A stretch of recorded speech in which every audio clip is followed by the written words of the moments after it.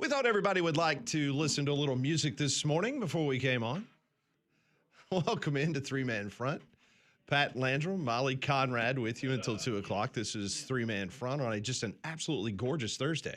Hope everyone is enjoying your start of the day in this beautiful weather. Do you ever randomly hear that song playing when you're out in public or something and just stop? No lie, I was in Target in Trussville about 6 months ago, and this song, our theme song came on. Yeah.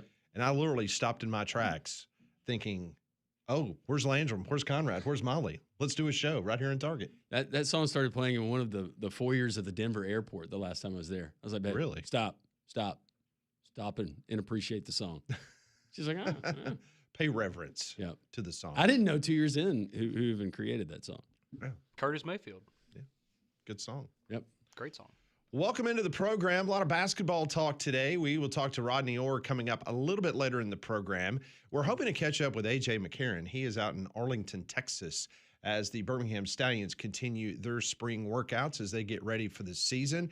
We hope to catch up with him with the schedule, with the practice, and a lot of other stuff going on. We're hoping that we can grab him for a few minutes, talk to him about the new UFL rules and how his football team is looking so far for the Birmingham Stallions. But we start with last night's game at Coleman Coliseum. Alabama, big win, 100-75.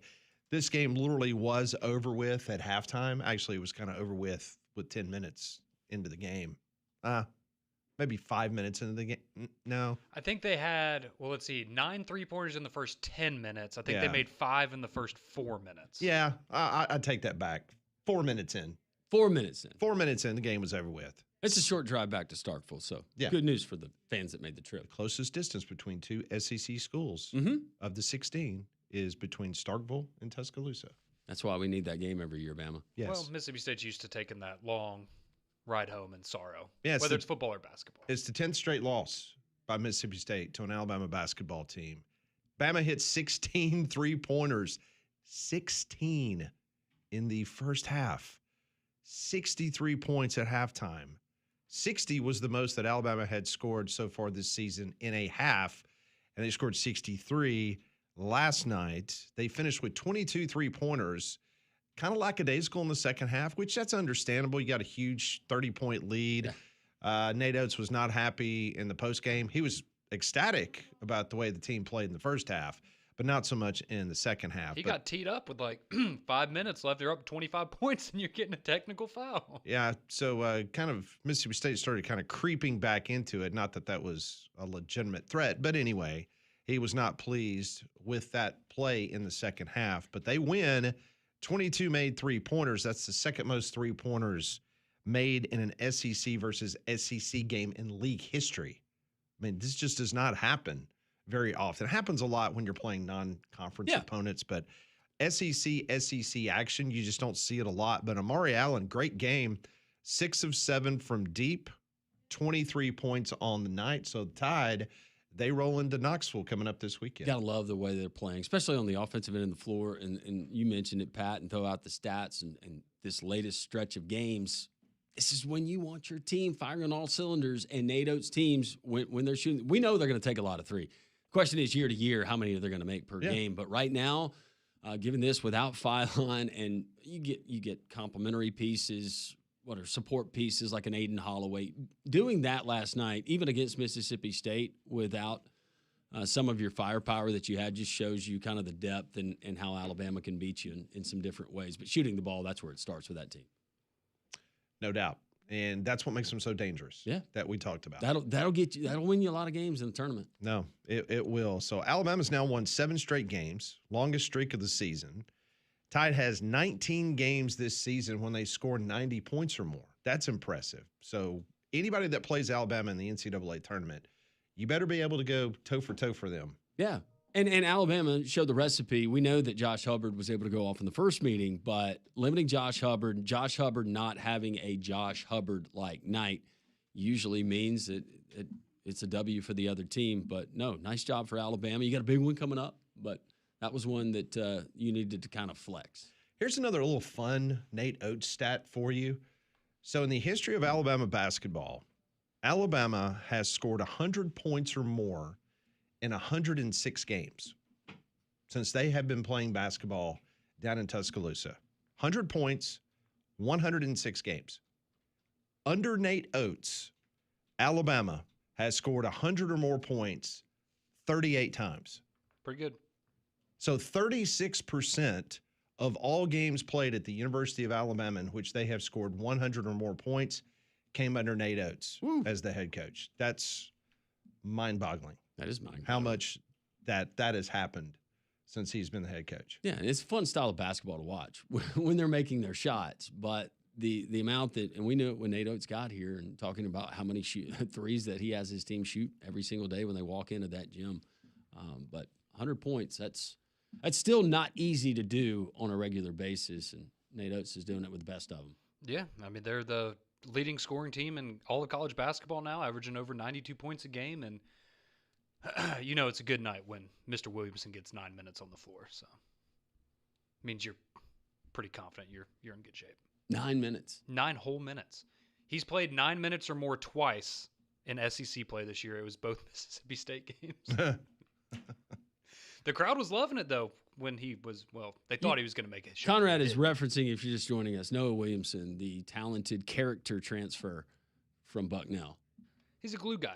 Would you like to read the tweet that you sent me this morning? Yeah. Yes, I will. Let me find it. This was not from Conrad. This was something that Conrad had seen on social media. They were talking about Noah Williamson, and it says, when he does anything positive, the crowd reacts like he just poo-pooed in the potty. I got a kick out of that one. And it's so true. It's so true. Wanted him to hit a shot so bad. Good job, buddy. Good job. Well, I mean, you made a basket. It really is. It shouldn't be that tough. He's 7 feet tall. He had a shot blocked last night. I know. It shouldn't be that tough. He's 7 feet tall, and he got blocked. Hey, I'm sorry. We're being mean. Got the win, Conrad. I'm sorry. I'm being mean. I'm sure he's a great kid. This might be a leap here. Was he the tallest guy in the Patriot League? That's without doing any research, I'm going to question. assume so, considering he was the player of the year and now this, but Dwarfing over those 6'5" centers? that's what I'm saying. It might have been, he might have Can had a you 6 say foot. What? Dwarfing? Okay. Towering over. I didn't know Dave Aranda was on the show today. Yeah. Dwarfing. I just don't know anymore. I don't know what's acceptable anymore. I think the D word is. The M word is not. M word is not. M. Let me enunciate there. N word is not either. And there's a lot of words that are not acceptable. Move on. Alabama wins. Yes, Alabama does. So they got the Vols coming up on Saturday. That's a 5 p.m. tip. And then they got a midweek game against Georgia next week. And then they wrap it up a week from Saturday. Isn't that crazy? How the regular season's almost over with? Flies by. Yeah, we've got the Iron Bowl basketball, the Tuscaloosa edition coming up a week from Saturday. Other games in the SEC last night. I was on the verge of sending some really nasty text messages to Brian Edwards. Can't do last that. night. It's a resilient team, Pat.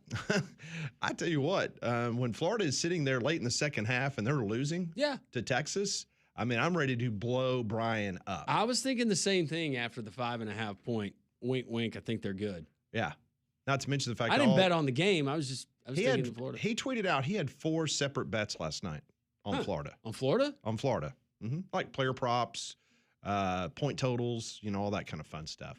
But Florida wins by 13, so they did cover, which was good for those that played Florida last night. That's 8 wins in a row now for the Gators. Alex Condon, his 3rd straight 20-point game. He had 23. But Boogie Fland, he scores 22 last night for the Gators. And that would have been just a monumental victory for Texas if they could have pulled that off. I think Texas is still in most all bracketology, but getting a win against Florida at home, that would have been huge. And I didn't realize the overall stats until I was reading this morning, but this Florida team have not been stellar from outside the arc, but now starting to warm up a little bit. Yep, starting to get a few more good looks and figuring out who they are and what they're not. And this Florida team, anyway, I think they're poised to make another big run. Joe Lunardi said last night before the game that if they won against Florida, that they potentially could be a 2 seed. If Florida would have won against Texas. Sorry. I didn't say that right. But yeah, and they won. Yeah. So we'll see what Lenardi You have a hard has time convincing me this morning. Florida team right now is not one of the top 8 teams in the country. Oh, there's no question. Vandy beats Georgia last night, 88-80. The Doors are now 22-6, 9-6 in the SEC. Dogs, they fall to 7-8 in league play, but the Dogs still have a really good net ranking and KenPom ranking. So I think Georgia is safe. Arkansas, everything okay at home after Arkansas takes Bucky McMillan down? Yeah. Everything good? Yeah, she's distracted with other stuff. Okay. That's a big game for that group out there, though. Well, That's a rivalry. Well, my wife's a front runner, and so, you know, Mm-hmm. she's kind of falling off the wagon a little bit. Yeah, that beard's starting to look a little bit better to Paige now, isn't it? That's right. Uh-huh. Hogs now 11-4 in SEC play. They visit the Florida Gators on Saturday, and I just looked. The Gators are an 8.5-point favorite. Ooh. So that's an early point spread posted. That's I like Arkansas. early lean is Arkansas Yeah. plus the 8.5. Yeah, I like that. And Arkansas is a team that does not make a living from the outside of the arc. No, Brian needs to be humbled. I mean, look, I like Brian. Oh, I think Brian was humbled by that Auburn team going in there and doing something. Yeah, he sure was. Yeah, Come but on. see, now since then, every week when I talk to him, he's just The cockiness, we're gonna. it's building. Isn't it? They're winning the national championship, Landrum. He is convinced. Heaven forbid they start doing good in football again. Oh my God, goodness. we're not We might not have to. Doing well, sorry, English teacher. We don't. We might not have to We have don't him on need the that. show every Yeah, Wednesday. we don't need that. You only get one. And the other game that nobody paid attention to last night, it was a double overtime game in Oxford. LSU wins 106-99. The Tigers, they stop a 5-game losing streak. Now, I did check Lane Kiffin. He did tweet out during the game, but it was 18-15 LSU. So he must have had a busy night. Must have not paid attention to the rest of the game. Because that was the only time he tweeted. He was locked into the game. He tweeted a picture of the TV. Yeah. And with the score, it was 18-15 LSU. So I guess he just wanted to let everybody know that he was tuned in to the rivalry. McMahon's got those kids fired up, doesn't he? I told you they'd get a win. It's pretty interesting because the CEO of Franciscan Missionaries of Our Lady Health System, that is a large nonprofit Catholic healthcare ministry in the states of Mississippi and Louisiana. Their CEO, his name is E.J. Kuiper. If you don't know E.J., he was one of the 6 men that was on the LSU search committee for Lane Kiffin. So this guy has some pull, okay? Like when he speaks, people listens. He went on social media last night after the LSU win, and he is advocating that Mac McMahon is back for another season. But I find that very interesting. But I have a theory on that, though. I have a theory that he is going to be the supporter of Matt McMahon, and he is going to put his checkbook behind Matt McMahon in that roster. That and the fact that LSU does not want to have to pay out somebody else, and they're just going to roll it. And I think they know that they haven't given Matt McMahon a fair shake. No, they haven't. But for this guy to go on social media to say that's to a lot of say pressure. that and to advocate, talking about the injuries to LSU's basketball team and that he deserves another year. Nothing's been decided, I've been told, about the future of LSU men's basketball. But for this CEO of the Franciscan Missionaries of Our Lady Health System to come out and put that on social media, I would think that probably makes people stand up and pay attention. Well, and I know that they're proud of all of their sports and they do well, a well-rounded athletic program there in Baton Rouge. But football, that being first, baseball's got to be second. Oh, yeah. Women's basketball with Kim Mulkey is probably creeped up there. And don't forget about gymnastics, too. Gymnastics, softball. I would think that men's basketball, as far as priorities, it's probably on that 6th eye in the back right corner of the stove. Yeah, I mean, it's down the list. I was talking about Pat's range, not my range. I only have 4. I was about to say, wow, I only have 4. I got 4. Pat's got 6. Oh, yeah, that's the new one that I had to buy. I know. I feel like the LSU people as well, they feel like they probably have Will Wade in their back pocket. Whether they do or not, I feel like a lot of those people just feel, well, if we ever get tired of McMahon, we'll just go get Will Wade. But they just assume it'll happen. I also feel like they don't want to spend that additional money. No. I mean, if they've already got something budgeted, like why do we need to pay this dude off? Well, and they could have gone to health system guy Kuiper and gone, hey, you going to help us with this check? And he's like, no, I'm not going to help you. We're perfectly good this with poor what we guy. have. I was about to say, do you think you're going to win a national championship if you go get another coach? No, you're probably fine just being, we'll compete. Let Will Wade fun. tick everybody off in the ACC for another season. Yeah. He's making a lot of friends. And then bring him Get home. him at a discount. Yeah. We will continue on this Thursday. 1-800-239-WJOX. That is the phone number. If you'd like to shoot us a text as well, that's 205-834-9450 on the Courtesy GMC text line.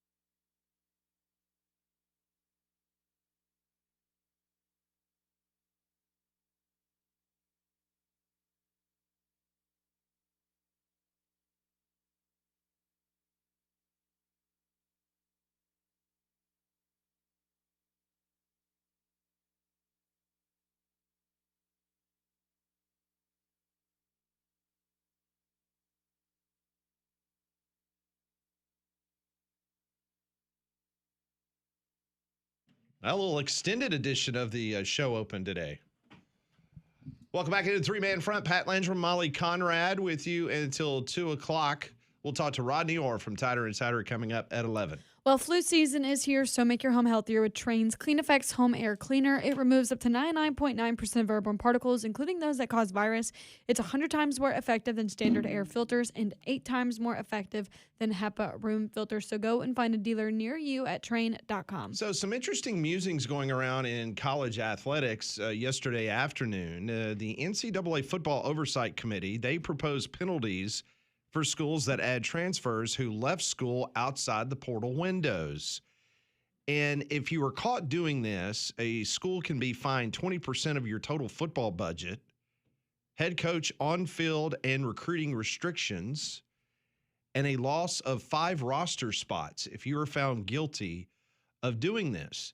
Now, what is the purpose of this, if you ask? You have the transfer portal window that closed. But as we have seen before, with a player from Wisconsin that went to Miami, they basically say, if I'm not enrolled in school anymore, I can go anywhere I want to.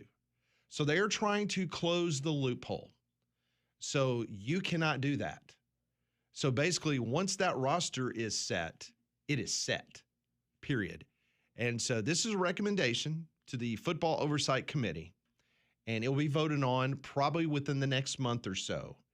And a lot of people are applauding, and they really want this to go through, because I do think that this is a good rule, Landrum, because if not, you're going to have a player after, let's say, a spring practice, and you look at the depth chart and you see, oh, well, Conrad Van Order's now on the 3 line. You know, he's not going to get any playing time in the fall, and then he withdraws from school and goes and enrolls at the University of Miami, and then all of a sudden, you know, he's got a nice NIL deal and he's playing for the Hurricanes. Well, now that we a few years into the system, now coaches are experiencing, they're probably most all guilty of it as well, of finding these loopholes and these gray areas where the system or the oversight or the rules in many cases have not caught up. So they're doing that. And I think that tampering, that is something that we have heard of a ton. See the suggested penalties for tampering, and short of a show cause, I think that definitely gets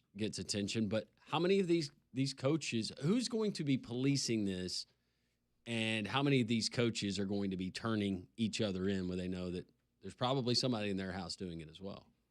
See, that would be my thing with, you know, like with Dabo making the whole big thing about Ole Miss and all that. Do you get more of that?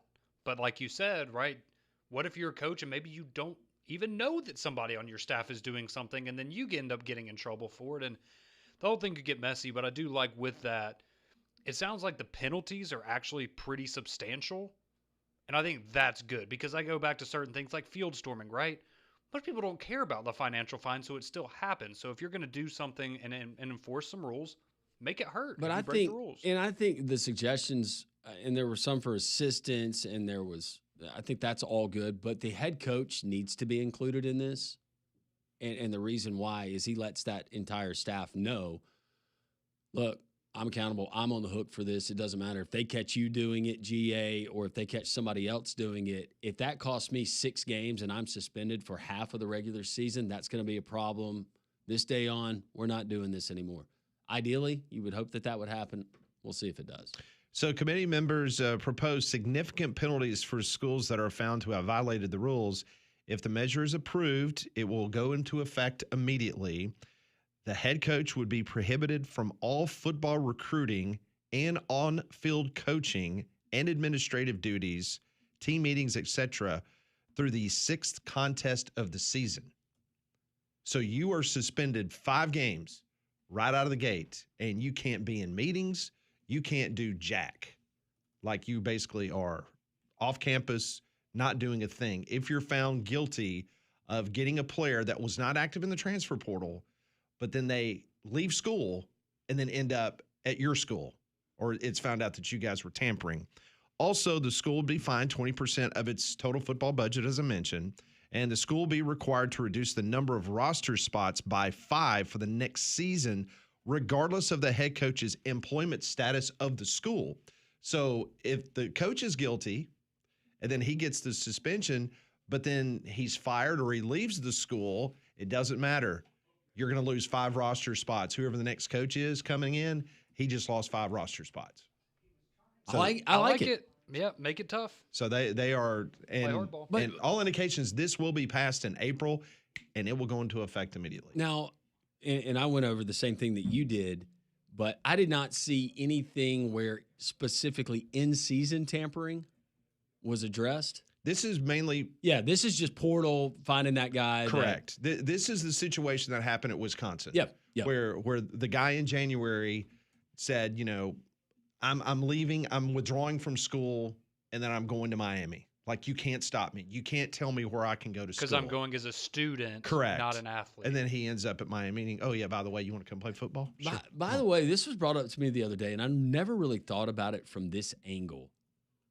But a coach did say, have you ever thought that there are players, as far as the tampering, that are reaching out mid-season, high-profile guys, to other programs?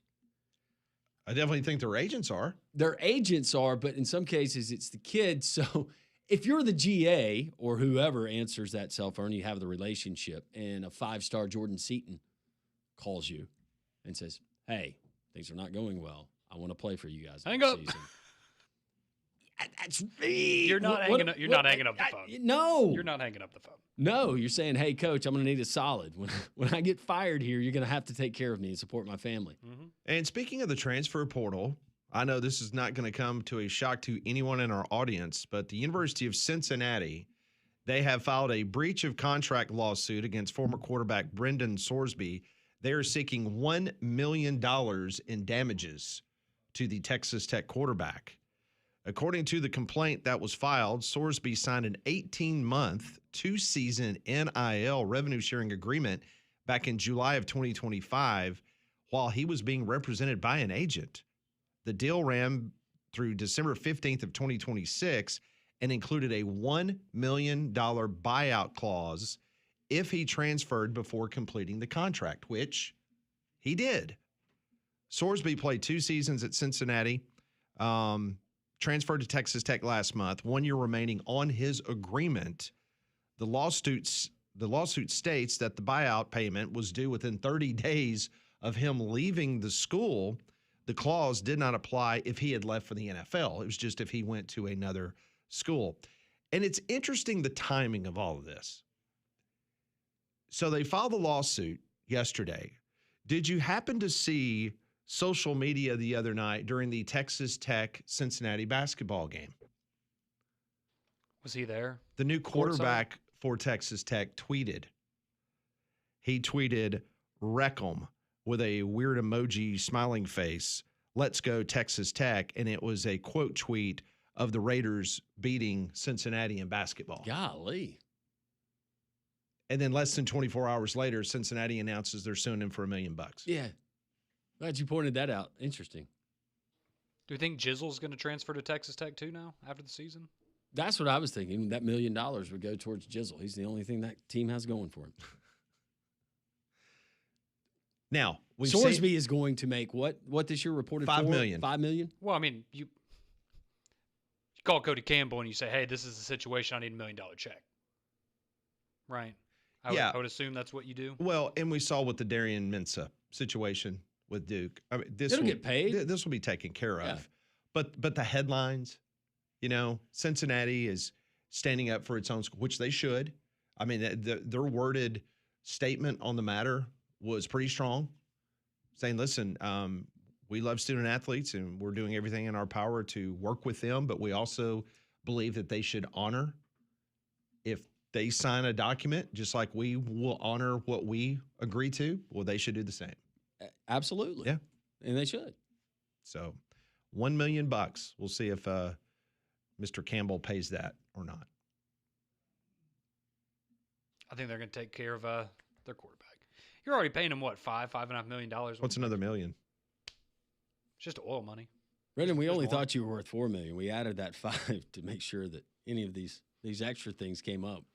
Wouldn't that be an interesting clause if something like that ended up happening one day? It's, we're going to pay you this amount because we're going to assume that you're going to have to pay back $500,000, $1 million to your old school. Hey, credit to Cincinnati and these schools like Duke that are wise enough to get these deals in place where you're just not out the money. Mm-hmm. I mean, $1 million, $1,000 would be tough to stomach, I think, for all of us. $1 million? And then I saw an At interview Cincinnati? with Jed Fish yesterday where he's like, oh, you see all these quarterbacks, they're transferring, but not ours. He wanted to stay here. Is that really how that worked? Jed! Is that really how that worked? Jed. That was the university attorneys making sure he didn't go anywhere. Is that what he's saying? I just got a kick out of that. It's like, It's interesting. Good old Jed. His quarterback wanted to leave his family. They moved back to Arizona. And Jed wasn't, shopping his services either. for a head coaching job. No, he would have hated to be at Florida. Don't you remember? Yeah, that's what I was about to say. Don't you remember his name was very prevalent in the Florida search? How is Jed selling that? I've told y'all. I've told y'all. I was at the football banquet the other night, and I had coaches giving me, you know what? How do you expect these kids to remember a playbook if they can't remember what just happened 4 weeks ago? The online dating with Lane Kiffin while he was at a basketball game with another prospect. I forgot about that. The love triangle. I did forget about him texting the other. Lane Kiffin, the kid from Washington, and Sam Levitt. Mm-hmm. And Sam Levitt's mom somewhere involved. See? One day. See, it's up. He's got the filter up. Yep. 1-800-239-WJOX. We will continue on this Thursday edition of Three Man Front.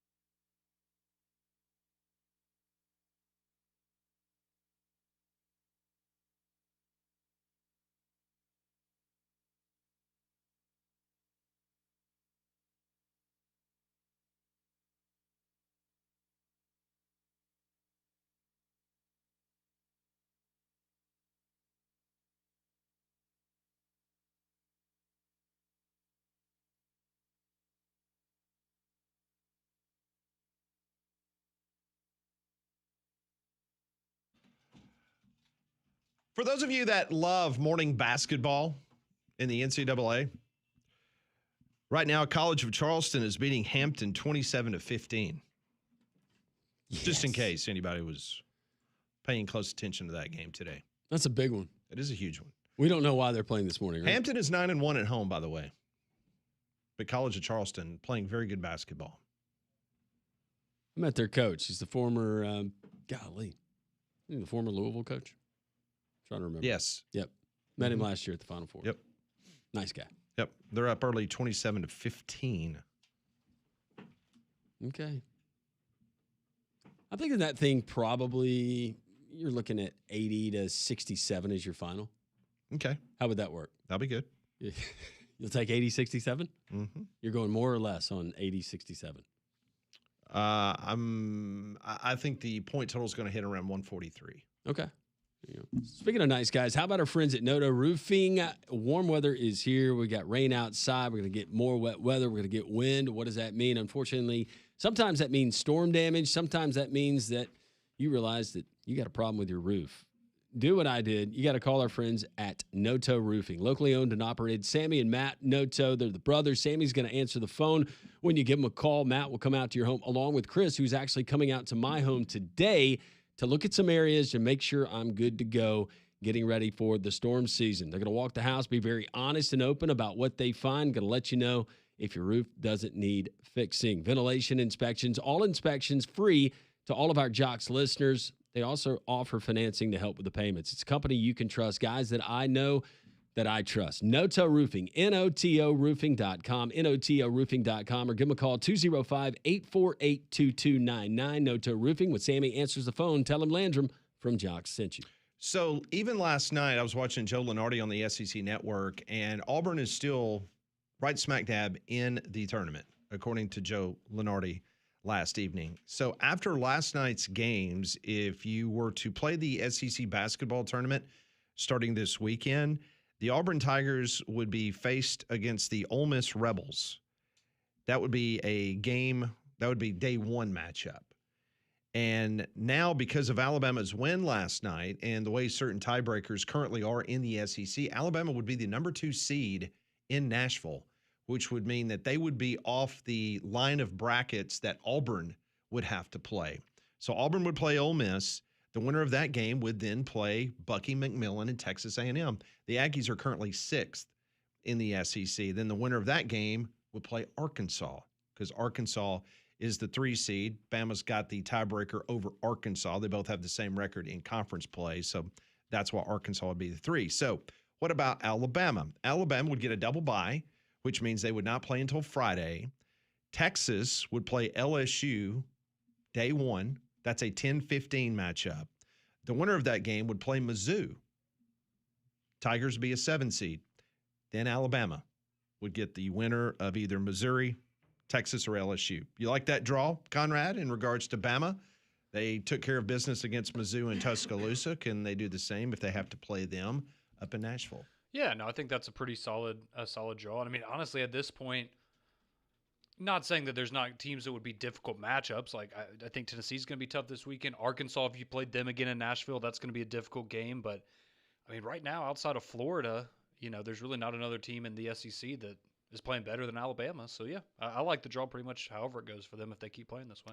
Obviously, Florida would be the number 1 seed, and the upper bracket, Vandy would be the 4 seed. So the 4 teams that would get double byes and not play until Friday would be Florida and Vandy in the upper part of the bracket, Bama, Arkansas in the bottom. Yeah, and anything at that point is bonus, but you don't want to have your team leg weary. And Alabama, by securing that 2 seed, they would be able to preserve some legs. But also, I never really thought about it from this perspective. I know we get a lot of non-conference tournaments prior to the start of the conference season, but always a good idea and kind of a refresh, like you saw with Shire and Duke doing against Michigan last weekend, is have a tournament setting. As your team's about to go on a run, they're going to be traveling to another region of the country in most cases, but go and under the big lights of a Bridgestone Arena, whatever, and kind of being on that stage. I think that'll be good for a lot of these teams. I'm just worried if Alabama and Arkansas play. That game last week was really tough for Ty, and we don't need more strain in that friendship. So that'd be tough. No, this is the year of reconciliation. Is it? Yes. I like that. Yep. I've got a list of people reconciling with. Meanwhile, the Auburn Tigers improved their net ranking by not playing yesterday. That's what I'm talking Woohoo. about. There you How go. about that? Mhm. That's right. They went from 36 to 35.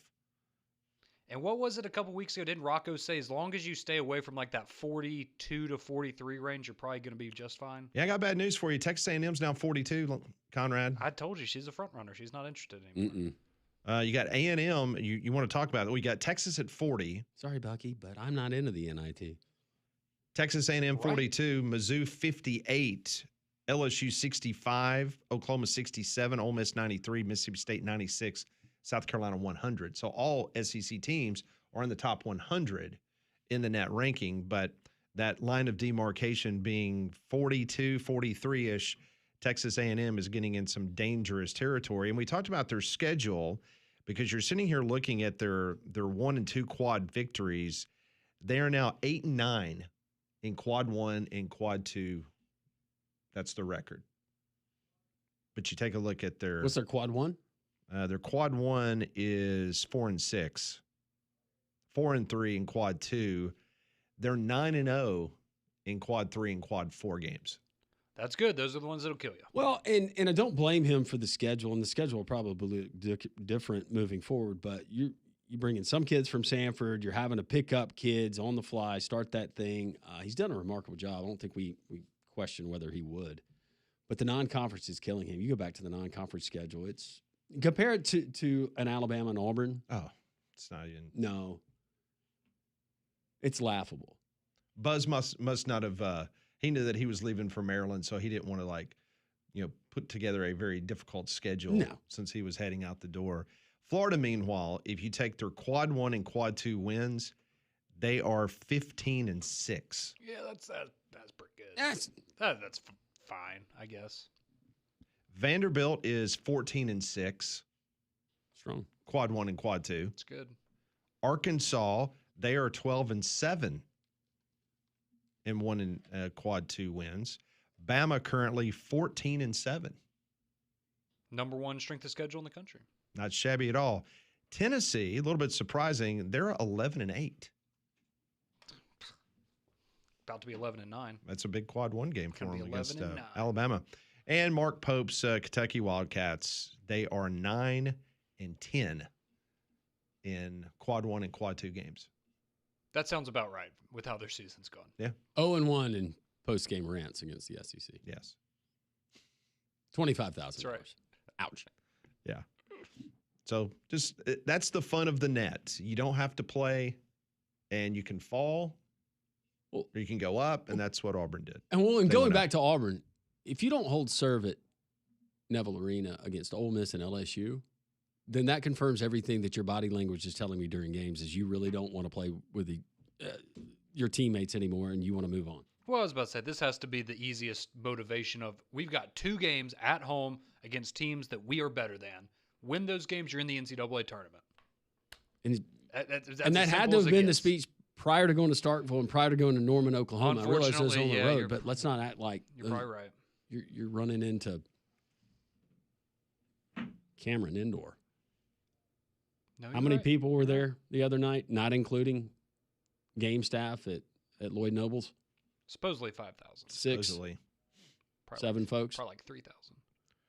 And when you talk about Auburn having to just take care of business against the next 2 opponents, prime example, and this would, and I think Stephen Pearl's right on it. If you lose at home to Ole Miss on Huh. Saturday, Ole Miss is 1-12 against quad 1 opponents. Oh, By the way, 1-12. an Ole Miss team that early in the conference season you went and beat by double digits inside the pavilion. Yeah. And you're going to come back home. That's how you're going to state your case. You should be in to the NCAA committee. No, you lose. You're 1-12. done. You should be win done. that game by 20 on Saturday. Now, the next game after that, LSU's 1-10 in quad 1 games. So that's why you got to beat the next 2 teams. Because if not, you don't deserve to be. There's no in the way to NCAA justify tournament. losing those 2 teams, especially at home, No, even with this Auburn team. no. Road, you could justify it potentially, but at home with everything in front of you, because this basically now this is playoff basketball. You have to win the next 2 games. Yeah. Period. You're right. Or you're not playing postseason. We will continue on this beautiful Thursday. You can join us 1-800-239-WJOX.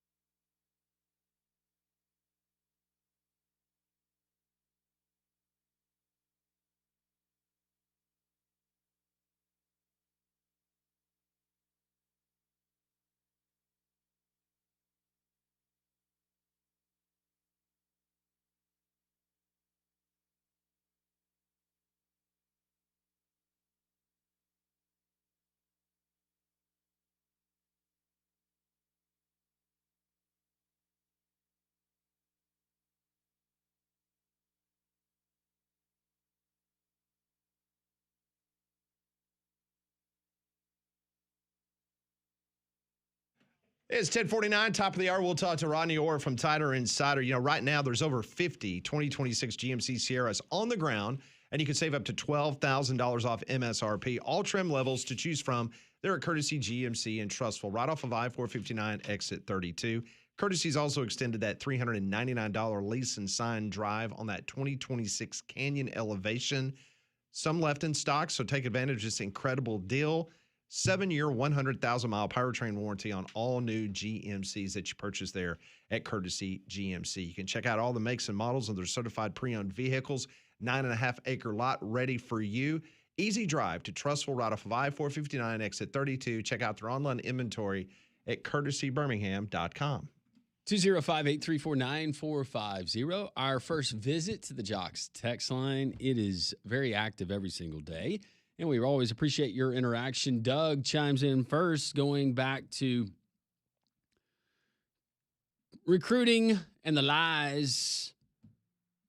It says, coaches, we will accept your two-faced nature when it comes to recruiting, but don't Twitter out your blatant lies.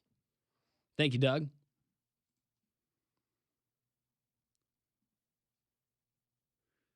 This question, it's a good one.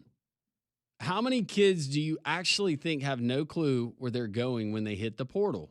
I would bet it's extremely low. No, Do we think like 50-50 maybe?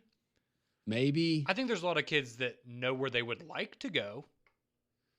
I maybe know that don't there are go there. genuinely some kids that have no idea. Like they're just like, let's just see what happens, essentially. And to be honest, the ones that I remember, it usually doesn't work out. Or it hasn't. I would think if you are at the top end of the talent in the portal, you probably know where you're going. Or For you sure. have 2 or 3 options that you are picking between. Yeah. And it's a bidding war, essentially. Yeah.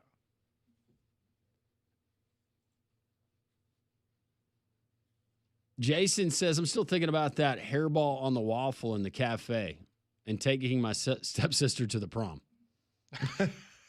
Oh, yeah. If you missed it yesterday in Pat Ponder's, Little inside baseball there. yeah, we asked a question because there is a cafe in Chattanooga. It's the The What's it Dirty called? Cat. The or dirt.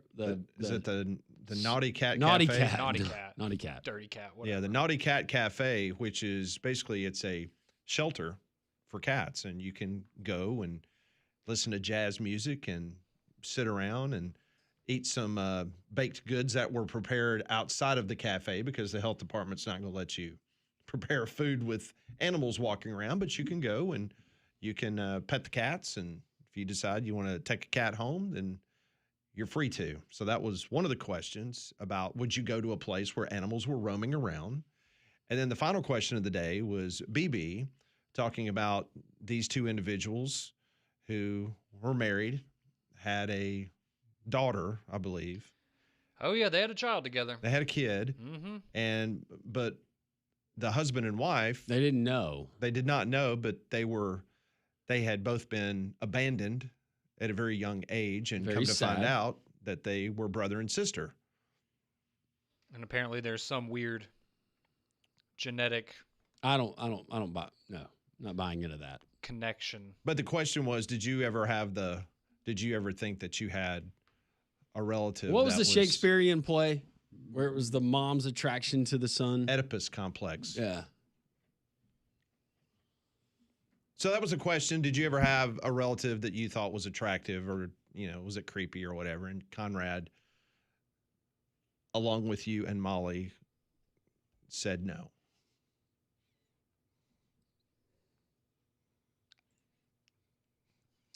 There are cats all over the place in the Bahamas, and there used to be iguanas everywhere in Miami. Not so much now. Hey, when you and Dorothy What? went to the Virgin Islands, Yep. did you not have iguanas? Everywhere. Like if you're sitting outside of the cafe? There was one on our coffee table on our little outside nook Mhm. one morning. Yeah. She was like, "What do we do?" I said, I'm not touching it. Yeah, heck thing no. with tail and all is about 3.5 feet. I'm not touching it." No. Yeah, when we were in we went to St. Lucia for our honeymoon. I don't know why. Bunch of cats there, just roaming around the resort. There were monkeys when we went to St. John's. Yeah. So Mm-hmm. you guys went over there too. Yep, sure did. That monkeys, deer. St. John's Saw beautiful. a lot of deer. Beautiful. Yeah, St. John's was pretty. Wait, so like you'd be on your the patio or something? There'd be monkeys just in the trees? No. You stayed. St. John is a. We stayed St. Thomas. Yeah, St. Thomas. Oh, okay. Because there's 3 Virgin Islands that the United States And territory. we took the ferry across the. to St. John. Yeah, that was nice. Yep. Very nice. A lot of nice private beaches. That's where I went snorkeling. Was over in St. John. When we went to that remote place when I went to Indonesia several years ago, checked in, and it was a hotel there on the coast before we were going to travel up to the mountains the next day and walk. And it looked like an alligator. It was so big. It is a lizard that was hanging out in the room because they have open air. Of course, now I started checking everything. Iguanas don't bite you, do they? No, I mean, I know whip they're- you with that tail. Yeah. And pop you with the tail. That hurts. No, I was just making sure there's no snakes. The biggest fear there, they had a tiger that had come down and killed somebody. What? Okay. Yeah, I'll take the iguana.